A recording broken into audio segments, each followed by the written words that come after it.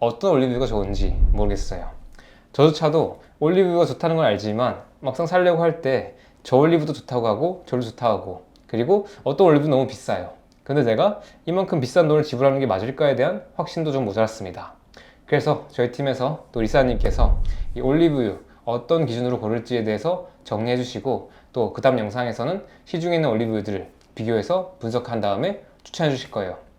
뒤에 내용들이 궁금하시다면 구독과 좋아요, 알람 설정 누르시고 시작하겠습니다. 올리브오일에 대한 두 번째 컨텐츠는 올리브오일 고르는 법을 가져왔어요.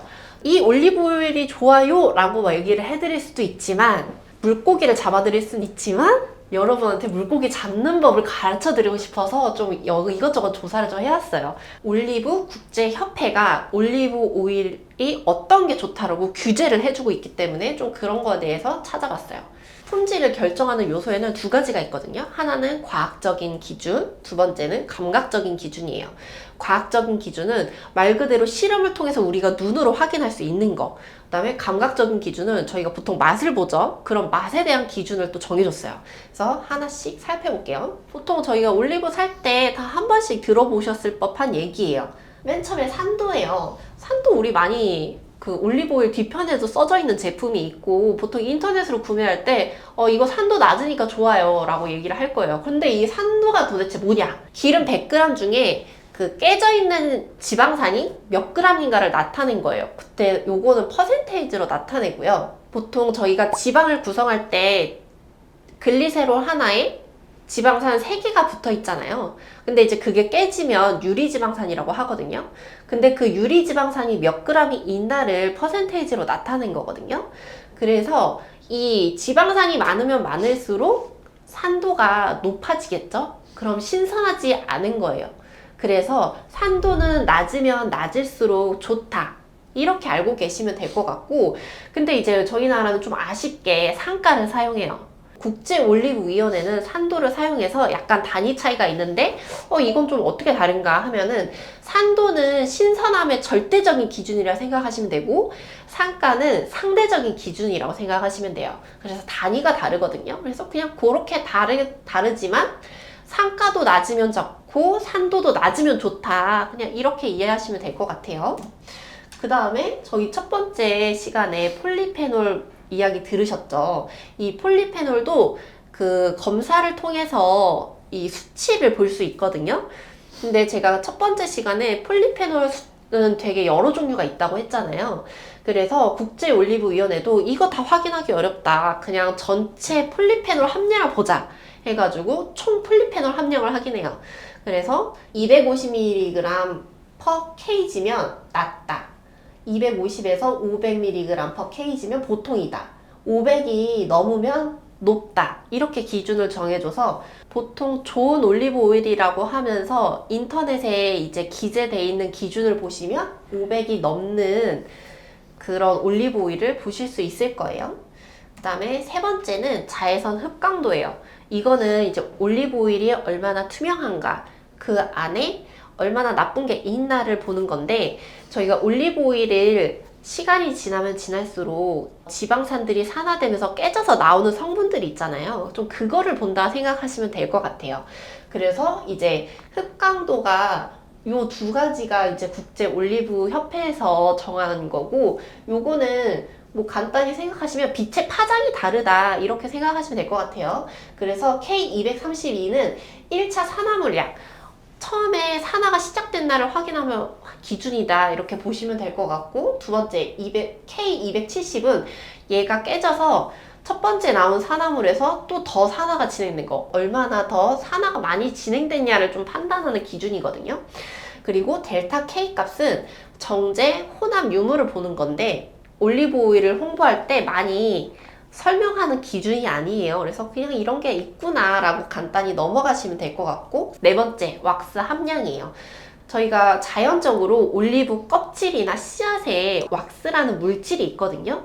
근데 저희가 올리브 오일을 추출할 때 과육 중심으로 올리브 오일을 추출하기 때문에 이 왁스 함량이 높게 되면 껍질이랑 씨앗에 있는 성분이 올리브 오일에 들어갔다, 이렇게 보시면 될 것 같아요. 그래서 이게 얼마나 정제되어 있는 올리브 오일인지, 얼마나 신선한지, 얼마나 과육으로만 이루어져 있는지를 보는 함량이라고 생각하시면 될 것 같거든요.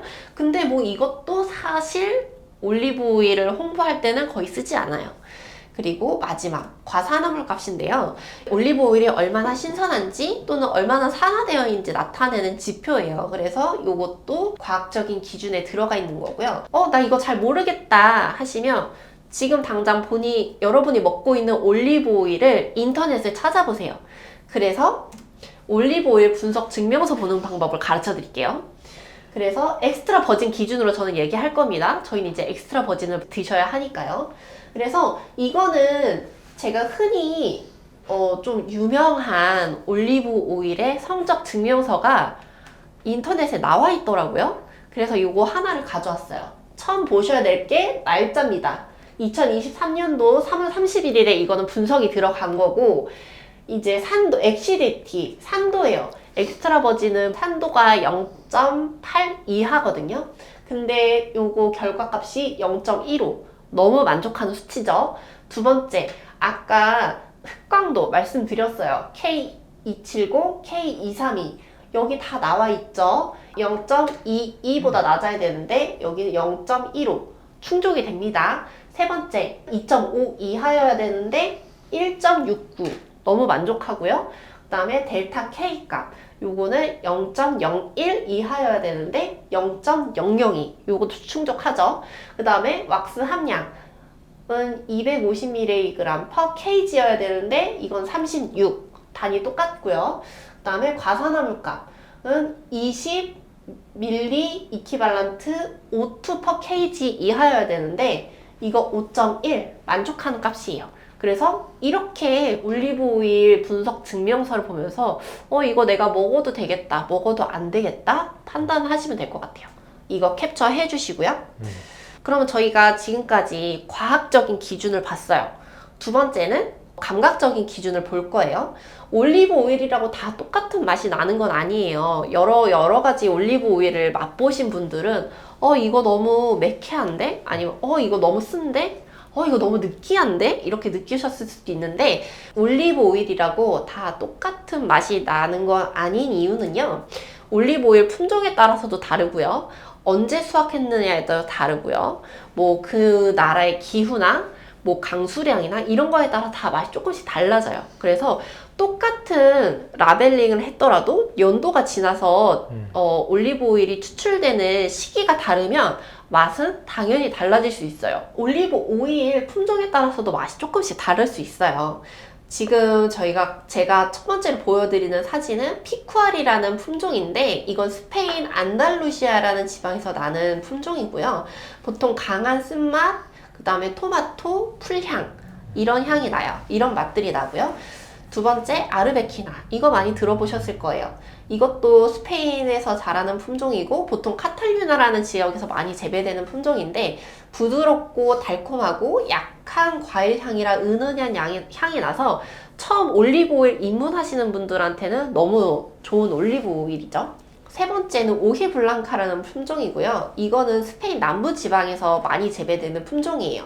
달콤하지만 쓴 뒷맛이 나서 이제 올리브 오일을 스페인 쪽 품종에서 많이 먹어보고 싶다 하시면 아르베키나로 입문을 해보시고 오히블랑카로 이제 중급에 도전하신 다음에 피쿠알 품종으로 이제 내가 마스터가 되겠다 하시면 이제 피쿠알 품종 먹어보면서 매캐한 맛이나 쓴맛 많이 느껴보시면 도움 될 것 같아요.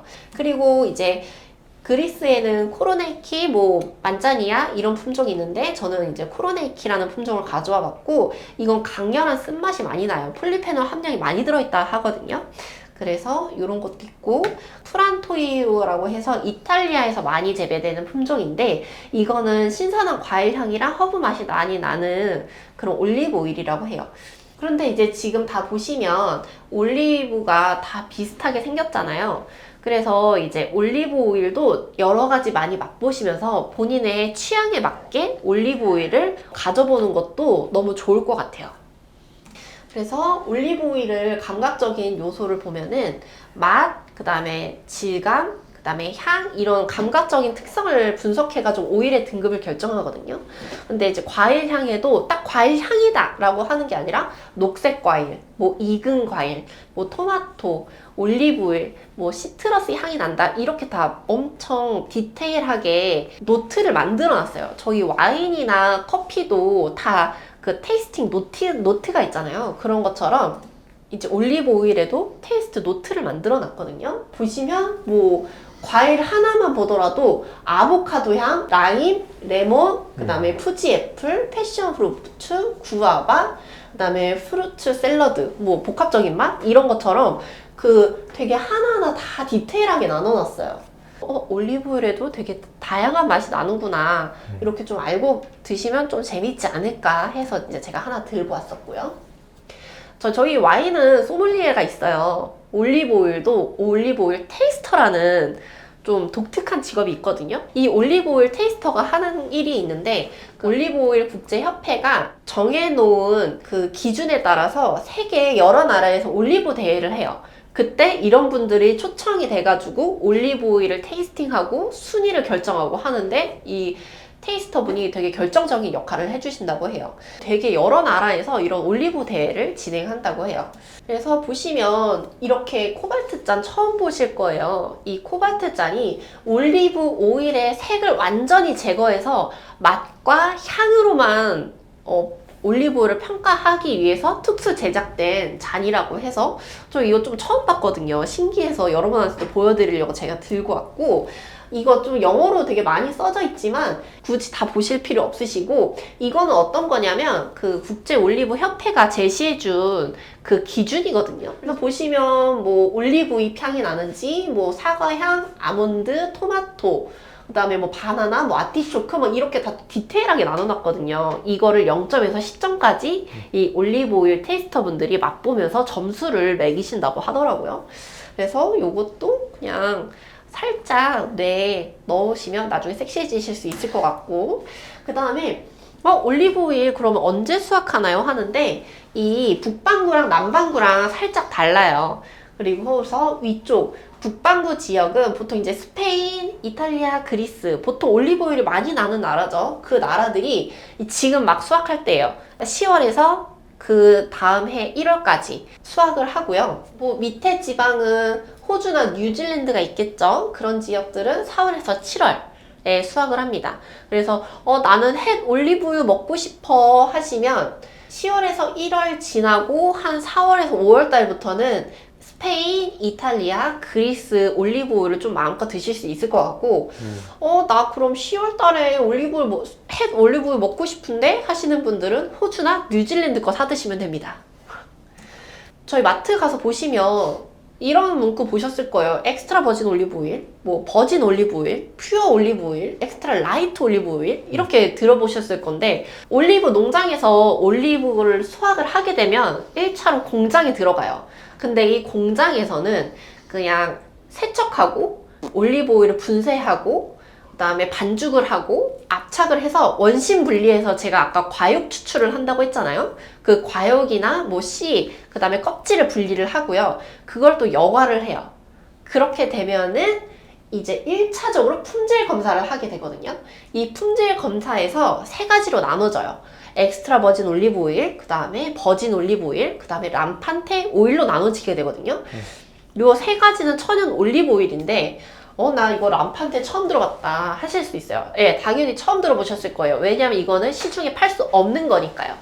그래서 엑스트라 버진 올리브 오일은 산도가 0.8 이하인 제품들, 버진 올리브 오일은 0.8에서 2.0 사이에 되는 것들, 그 다음에 람판테 올리브 오일은 산도가 2.0 이상 되는 것들을 말해요. 그래서 이 람판테 오일의 어원이 램프거든요. 그러니까 램프용으로 써라, 이거 못 먹는다, 상업적으로 써라 하는데 마른 오징어도 짜면 물이 나오듯이 요것도 한번 정제소에 들어가서 이제 통큐님이 앞서 말해주셨던 용매 추출이라는 걸 당하게 돼요. 그래서 이 용매 추출을 당하게 되면은 정제 올리브유일이라는 게 나오거든요. 그러니까 람판테 오일이 정제소에 들어가서 용매 추출을 당하면 정제 올리브유일이 된다 하는데 정제를 거쳐서 정제 올리브유일이 되면은 산도가 0.3%로 엄청 낮아지거든요. 대신 그 헥세인으로 다 날리기 때문에 맛도 아무 맛도 없고요. 아무 향도 없어요. 그러다 보니까 아 이거 팔기 애매한데 싶어가지고 엑스트라 버진이나 버진 오일을 섞어버려요. 그렇게 되면 이제 올리브 오일이 되는 거거든요. 퓨어 올리브 오일은 뭐예요? 라이트 퓨어 올리브 오일은 뭐예요? 다 똑같아요. 그냥 상업적으로 마케팅을 하기 위해서 그냥 그렇게 바꾼 것 뿐이지 뒤에 성분표 보시면 다 똑같이 정제 올리브 오일 몇 프로에 그 다음에 엑스트라 버진 오일 쬐끔 이런 식으로 이제 나눠지게 되는 거거든요. 그럼 이제 포마스 올리브 오일은 뭐냐 하면은 이제 공장에서 저희가 원심 분리를 해서 과육이랑 씨, 그 다음에 그 껍데기를 분리한다고 했어요. 그래서 이 씨랑 껍데기는 찌꺼기로 분류가 되거든요. 그걸 포마스라고 하고요. 그 포마스가 다시 정제소에 들어가서 용매 추출 당하는 게 올리브 포마스 오일이에요. 그래서 올리브 오일도 되게 여러 가지 등급이 있으니까 여러분은 당연히 엑스트라 버진 올리브 오일을 드시는 게 맞다고 생각이 들 겁니다. 필수적으로 내가 생각해야 될 게 뭐가 있을까 따지면 엑스트라 버진 올리브 오일 고르셔야 될 것 같고요. 어두운 유리병은 이제 올리브 오일이 병입이 되게 되면 어두운 유리병에 담았을 때 산화가 좀 덜 된다 이런 논문이 있어서 지금 어두운 유리병에 담은 거. 그 다음에 확인하실 수 있으면 3도 확인하실 수 있으면 너무 좋고, 그 다음에 과육을 아무리 잘 씻는다고 해도 거기에 남아있는 것들이 있을 수 있으니까 가능하면 유기농 국제 인증 마크가 있는 걸 드시면 좋고, 그 다음에 유통기한은 저희가 그 병이 판다 하면 올리브 오일을 병에 담으면 1년 반에서 2년이 유통기한이거든요. 그래서 그 병입 기간을 명시해 놓은 올리브 오일이 있어요. 그래서 그게 가장 최근 거 사시는 게 제일 좋고요. 그 다음에 오픈을 하고 나면은 6개월에서 12개월, 그러니까 1년 안에는 소진을 해주시는 게 좋습니다. 그럼 좀 추가적으로 우리가 봐야 될 게 뭐지? 하면은 이제 아무래도 주머니 사정을 생각 안 할 수는 없잖아요. 그래서 100ml당 단가 따져서 구매하시면 될 것 같고, 좀 건강 생각하시는 분은 폴리페놀 함량, 그 다음에 좀 맛, 그럼 내 취향 이런 거 선택하시는 분들은 품종이나 원산지, 그 다음에 내가 좀 오픈하면 오래 놓고 써요 하시는 분들은 그 사용하고 나면은 산소가 차단되는 특수 안심막이를 쓰는 경우도 있거든요. 그런 게 있는지 보시는 것도 좀 도움이 되실 수 있을 것 같고, 나는 인터넷 잘 몰라요, 마트에서 사고 싶어요 하시는 분들은 이제 접근성 따져가지고 고르시면 될 것 같아요. 올리브 오일이라는 물고기 잡는 법 설명해드렸어요. 좋아요, 구독, 알림 설정 해주시고요. 저희는 다음 3편에서 뵐게요.